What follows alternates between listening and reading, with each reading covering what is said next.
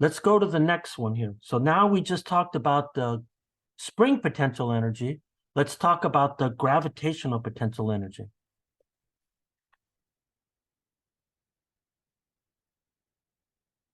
So if you can visualize the spring potential energy, then gravitational potential energy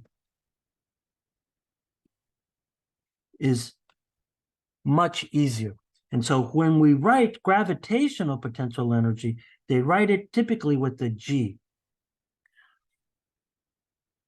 So we play the same game as we did with the spring. So if I look at an analogy here, and this is with the spring, this is what I want to remind you from right up here from the top. So if I come over here and get this, up here, this is the picture that I really want right here.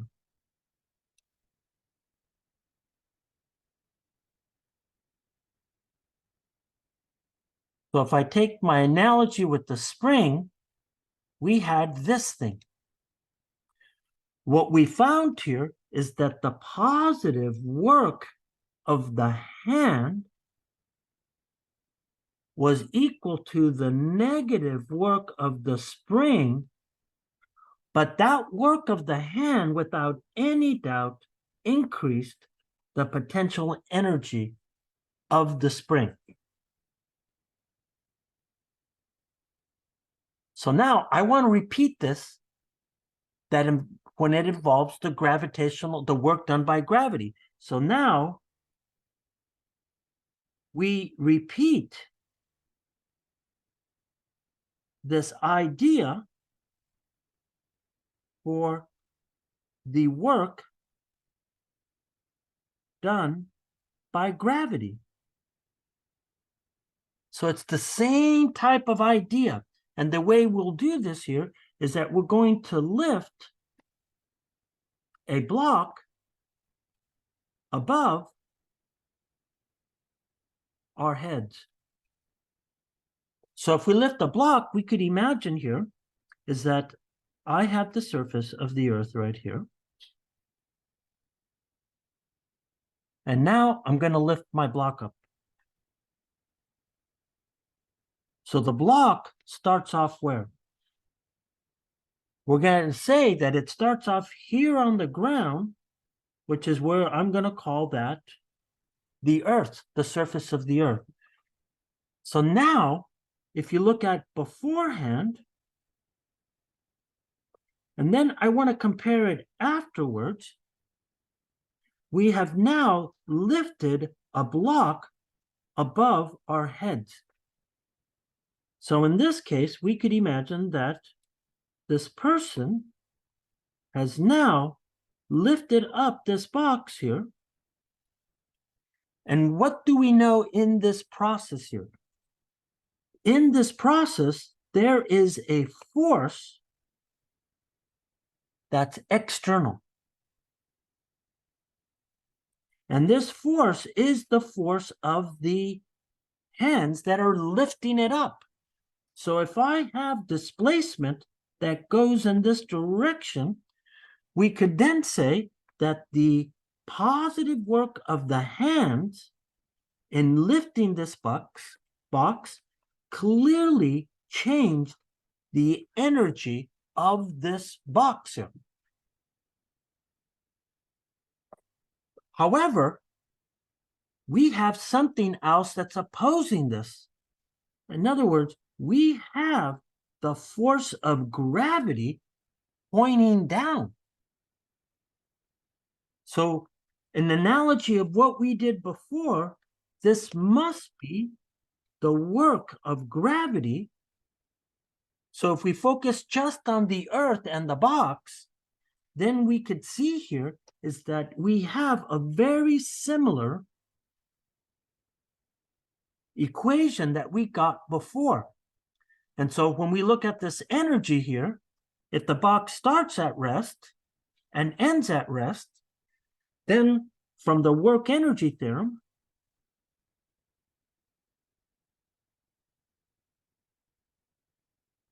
where we focus only on what gravity does, then we say that the work energy theorem says that negative sign right there of the work of gravity, similar to before, is then this gravitational potential. So that the work done of gravity increases the potential energy of the block.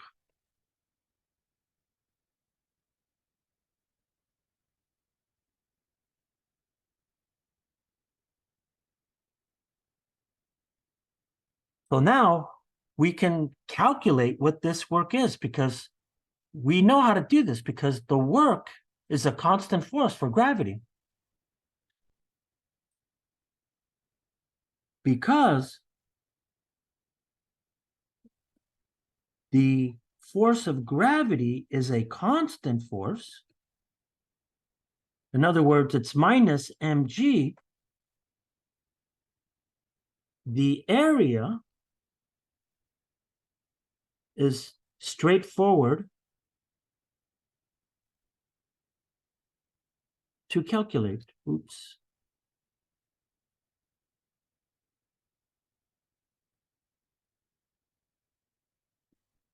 Because if I look at this here, here's what we see here. That if this is the force of gravity, we know that this force here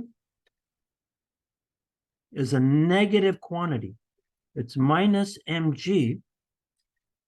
And if I move from, let's say, location y1 to y2, then this becomes the area.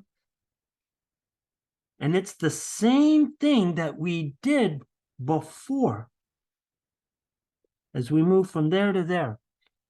So this area, even for a constant force, is exactly the way we've been drawing the work here. So the work done by gravity is again the area. So this guy has to be the height here, right?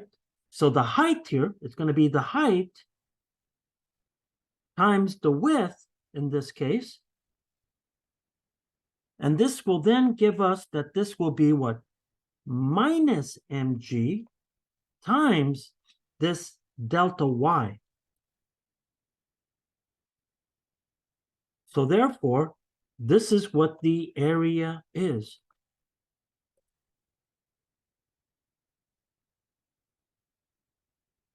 So now that I have the area, I could now apply the work energy theorem.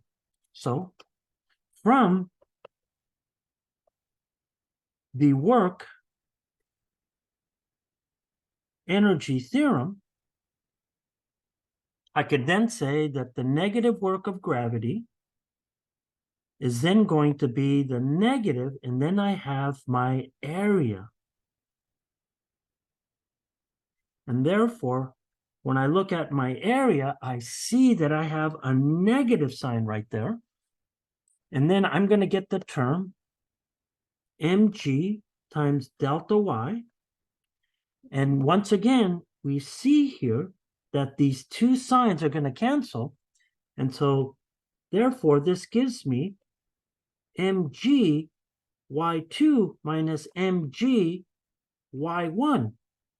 And this is how we define the gravitational potential energy. So rewriting this thing, we then say that minus the negative work, this is mg y2 minus mg y1. And then we define this as the gravitational potential at 2 minus the gravitational potential at 1, where we have this, where we now define u of g as mgy.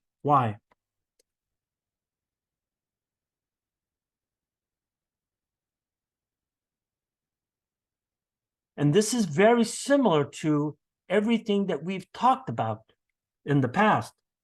So let me center this and let's draw just a quick picture.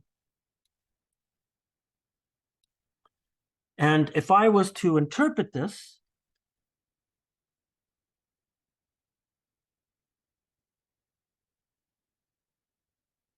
we can see here is that work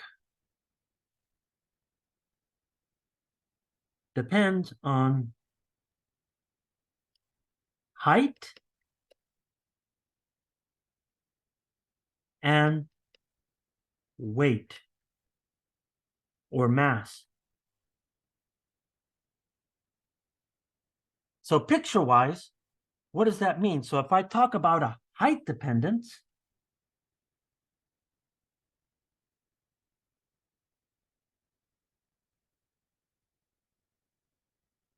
we could imagine that we have a lift. Let's say you take a car. And if this is the ground here, and what we'll do here is that we'll have a car right here.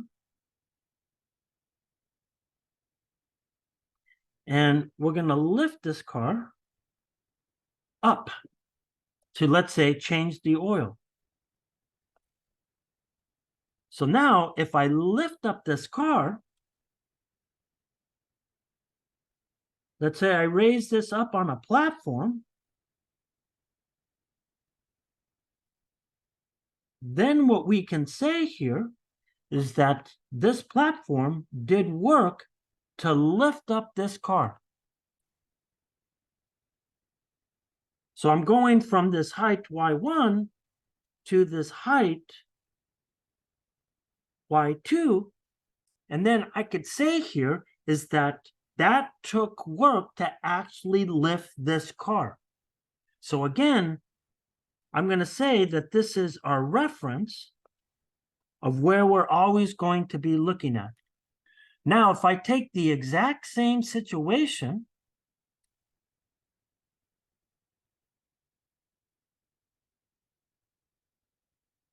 and I do something very similar here, but this time what I'm going to do here is that I want to lift it higher.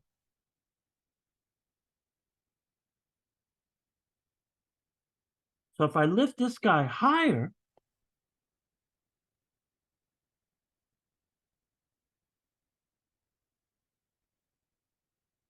and then I have my car right here,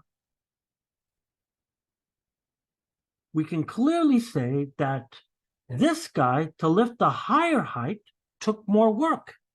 So in this case, we can see here is that this height change is definitely larger compared to this height change. So in this situation, we say that this was a smaller work to lift, so therefore there was a lower stored work. So instead of saying stored work, we say that we have a lower gravitational change in the potential. However, in the second case, let's call this case number 1, and we'll call this case number 2. In case number 2, clearly that took more work. If you had to lift up that car, of course therefore, this has higher stored work, but instead of calling it stored work, we say that this has a higher gravitational potential. So height dependence is the exact same type of thinking here. Now, I can do the same thing with mass dependence. Which one takes more work? So if I look at this mass dependence, by the way, I should have done this slightly different because, again, picture-wise, how do we really look at this? Well, we look at something like this. We say, okay, we have a block. And this is what the gravitational potential was initially. Then the platform did this much work. This was external work. So what did that external work do? It increased the potential energy to state 2. So again, the only thing that's meaningful is how much potential energy got stored. In our second case, we imagine that we start off at the same potential energy, but now to lift it higher, we had to do more work. And as a consequence, we had higher potential energy that occurred here.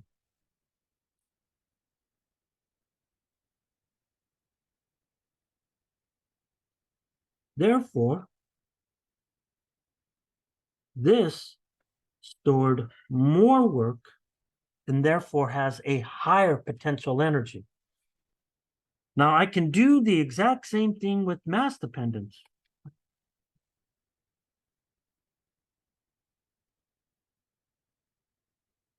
Because if I think about mass dependence, what do I actually have here? Well, if I look at this, I need to compare two situations again. So let's go back to the cars.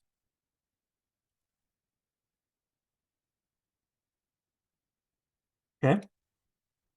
And in this case, I'll call this number 3. So the difference here is that now I'm going to raise a truck, right? I'm going to raise my truck, which has more mass. So as I raise this truck on my platform, I'm going to raise it up to the same height.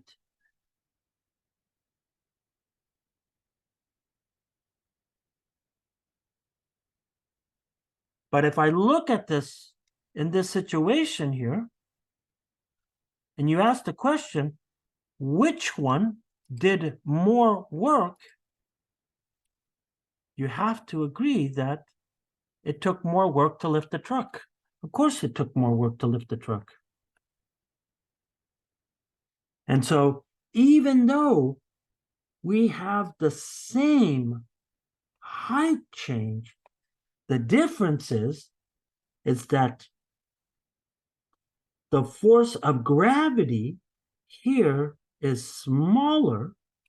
The force of gravity here is larger.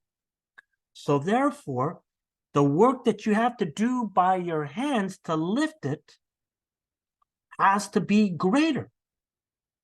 So if I go to the bar diagram, we have to essentially, so this has to be this for the car, right? Because we haven't changed anything.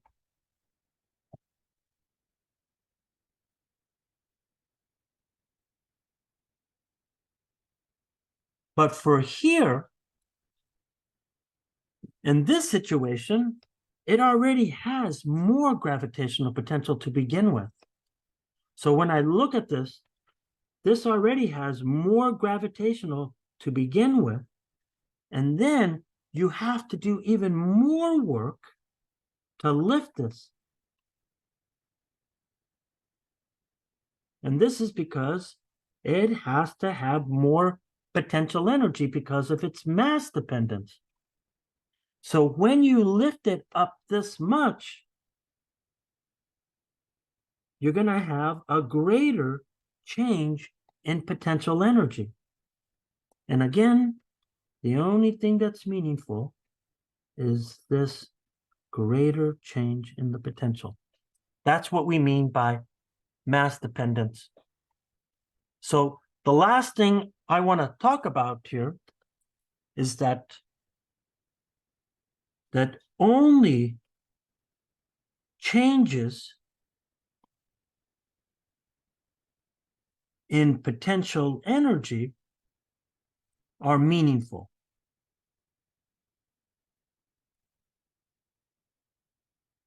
But that's true for anything. That's what the work energy theorem. Because of this, reference points are arbitrary in calculating changes in potential energy. So let's look at an example. So if I look at an example, I'm going to drop a ball onto a table. So we're going to drop a ball onto a table. So if I do that, I imagine that here's my table.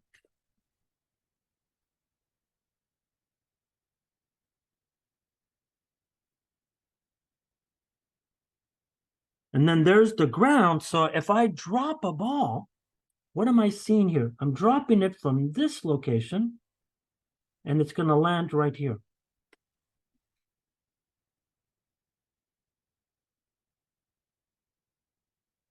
So if I call this, so when I look at the height change, so remember this guy's going to go down. So if you look at this thing, so if I measure from center of mass to center of mass, how I make that height change measurement is irrelevant. So how one measures this height change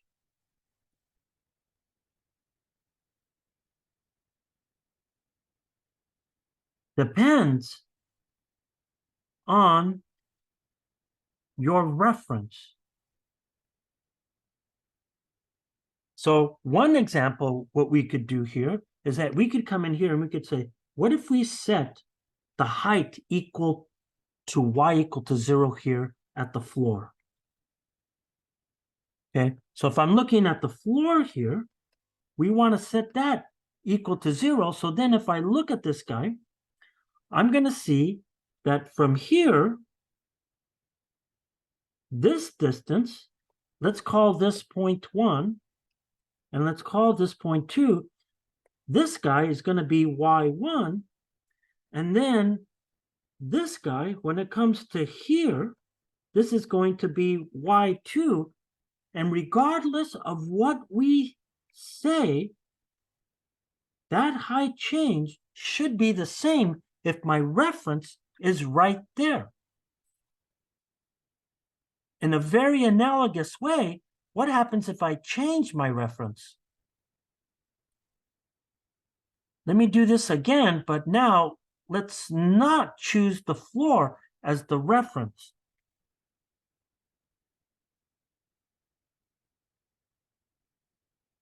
Okay, I'm not going to choose the floor.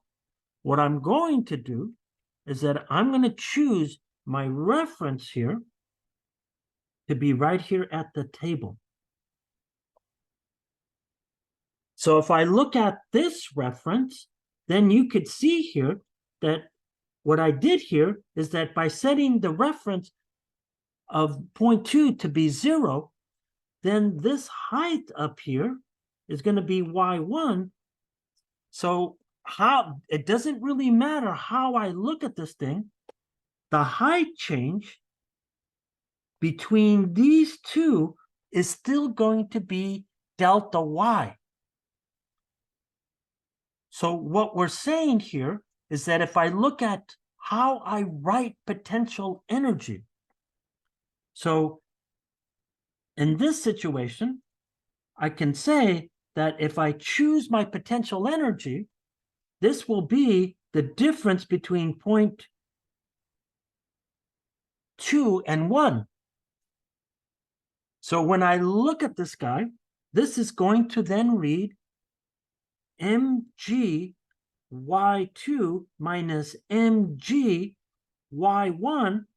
And when I look at this guy's going to give me mg times delta y. And this is where we've measured this.